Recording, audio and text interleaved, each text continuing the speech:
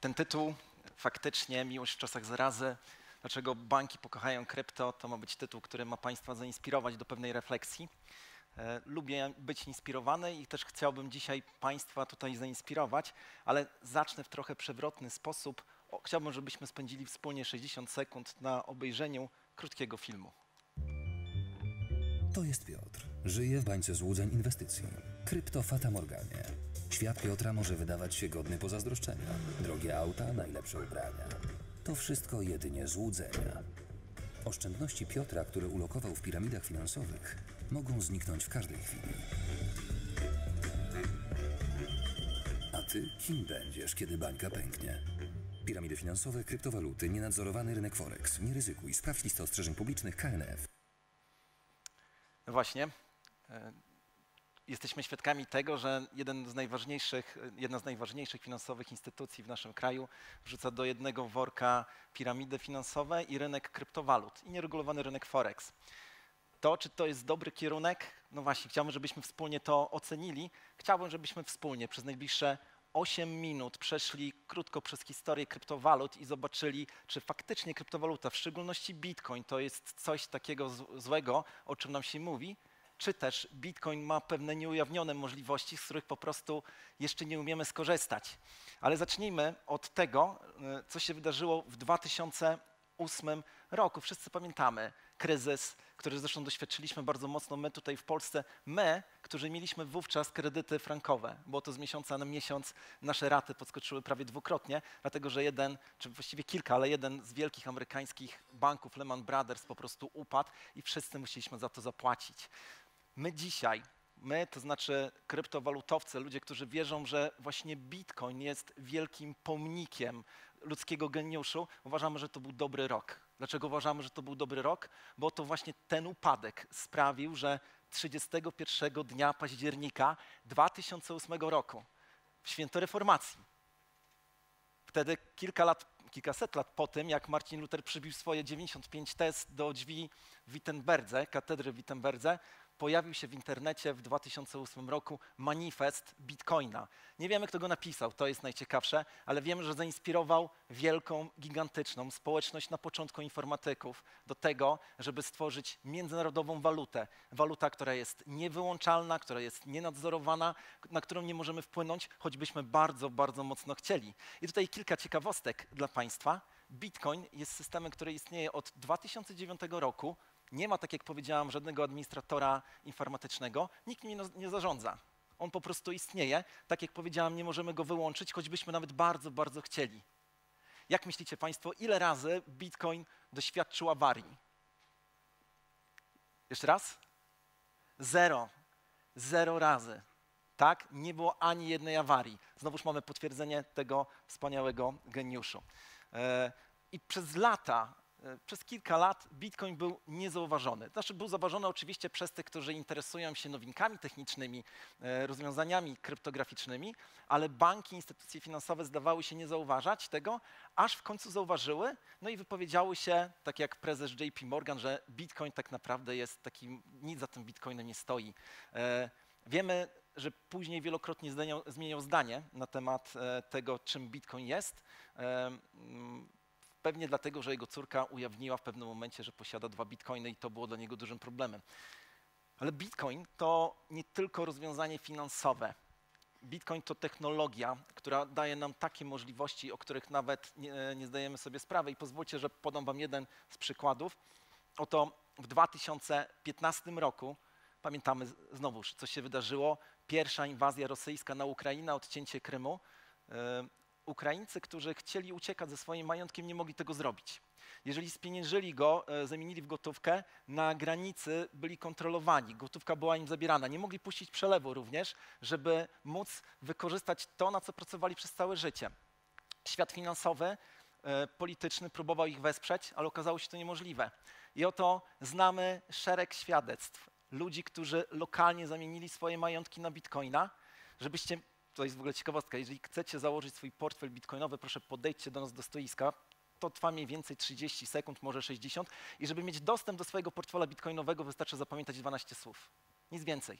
Żadnego hasła, żadnych dodatkowych systemów.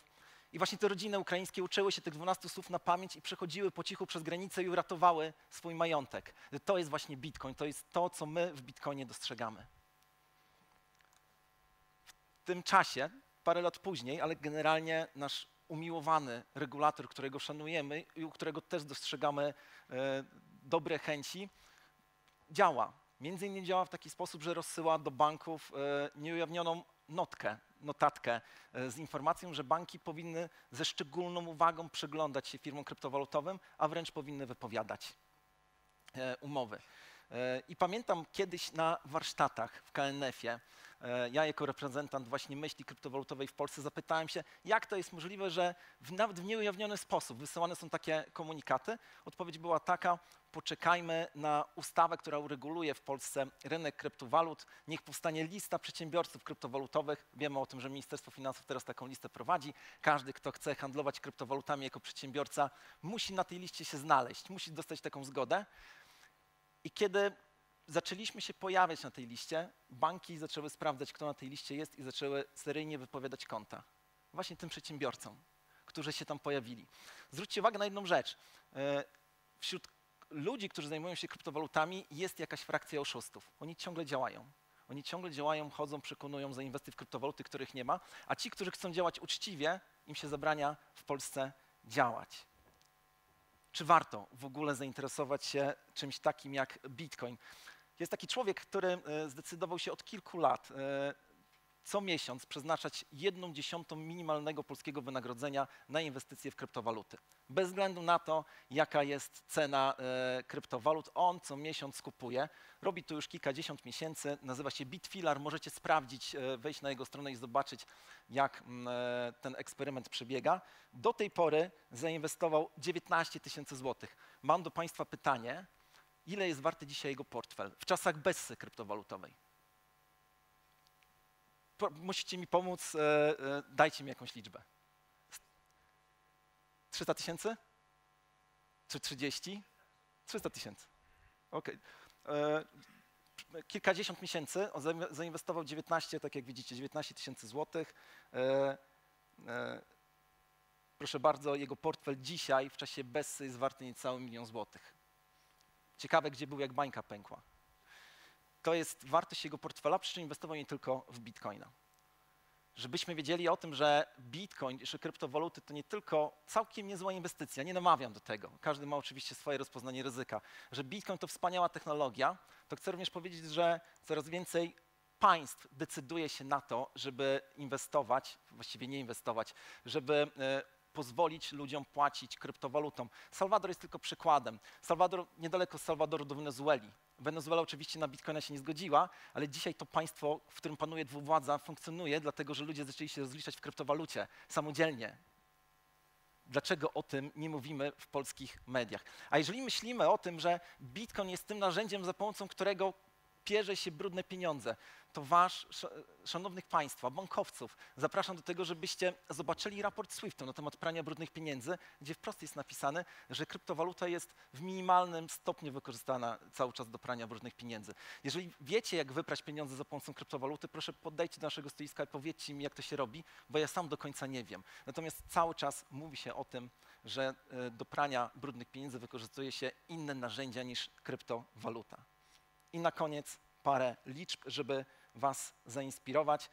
Na świecie nigdy nie będzie więcej niż 21 milionów bitcoinów. Nie da rady tego zmienić. To jest zawarte w tej technologii. Nigdy więcej. Milionerów na świecie według jakiegoś tam zestawienia z roku 2020 mamy ponad 50 milionów. To oznacza, że gdyby każdy milionera dolarowego definiujemy w ten sposób, że ma przynajmniej $1 milion, gdyby każdy z nich chciał sobie kupić jednego bitcoina, to nie starczy. To jest dobro, które jest wybitnie ograniczone, nie można go dokopać. Pod koniec ubiegłego roku jedna z czołowych teraz platform kryptowalutowych, która jeszcze w 2017 roku nie istniała, dzienny obrót, który miała, to $70 miliardów. Dzienny obrót, Binance. A w tym samym czasie kapitalizacja całego rynku kryptowalut wynosiła $3 biliony. Moje pytanie i mój apel, moje marzenie jest takie, żeby w końcu zrezygnować z konkurencji i postawić na synergię. Na świecie biznes kryptowalutowy rozwija się legalnie, zgodnie z przepisami AML. Czy jest szansa na to, że i my w Polsce w końcu będziemy mogli połączyć siły? Czy jest szansa na to, że banki dostrzegą, że po pierwsze przy bitcoinie i przy obrocie bitcoinowym jest interes, można na tym zarabiać pieniądze i można ludziom pozwolić inwestować w coś innego niż tylko akcje czy obligacje, które bardzo często mają wątpliwą rentowność. Szanowni Państwo, życzę Wam wszystkiego dobrego. Jeżeli nie macie bitcoina, chcielibyście się dowiedzieć, jak to zrobić, zapraszam do naszego stoiska. Tam z tyłu zupełnie za darmo pokażemy, jak kawałeczek tego bitcoina można uszczknąć. Ja nazywam się Sławek Zawadzki, reprezentuję Biznes Kanga Exchange. Bardzo dziękuję.